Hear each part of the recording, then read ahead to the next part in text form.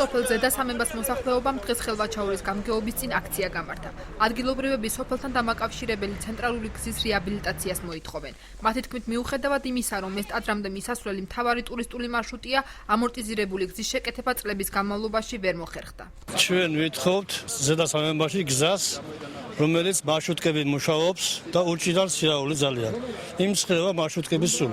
შენ იანგარაში დღეში 10 გზას აკეთებს მარშრუტკა და სულ გზაზე იარება.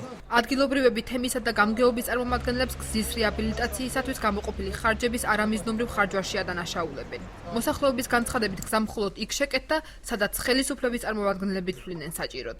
ნაციონალებიდან დარჩა იმან გამგებელი, სადაც მიეხასება იქ ასხამს.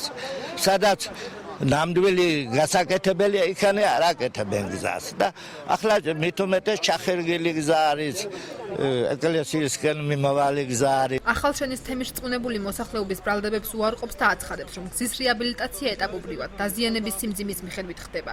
მისივე დაპირების მიხედვით გზის შეკეთება სრულად ოქტომბრის ბოლომდე დასრულდება.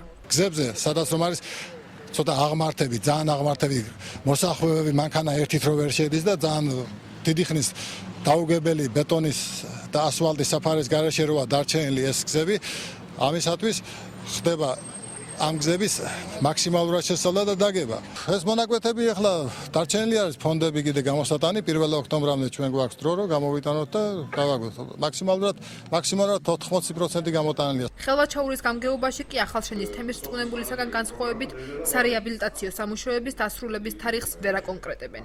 გაწერილია ეს ყველაფერი სოფლების მიხედვით, თემების მიხედვით. ეხლა მე წინასწარ შეგვიძლია რომ ამას გავაკეთებთ, პრაქტიკულად განაწილებულია და ერთ სოფელს რო წავართო და მეორე სოფელს მივცე, აქ უფრო მეტი პრობლემა შემექნება ვიდრე რომ ესე იგი რაღაც ახლა პრეტენზიით ვიღაცამ მოვიდა და იმის საკითხი გადავწყვიტო.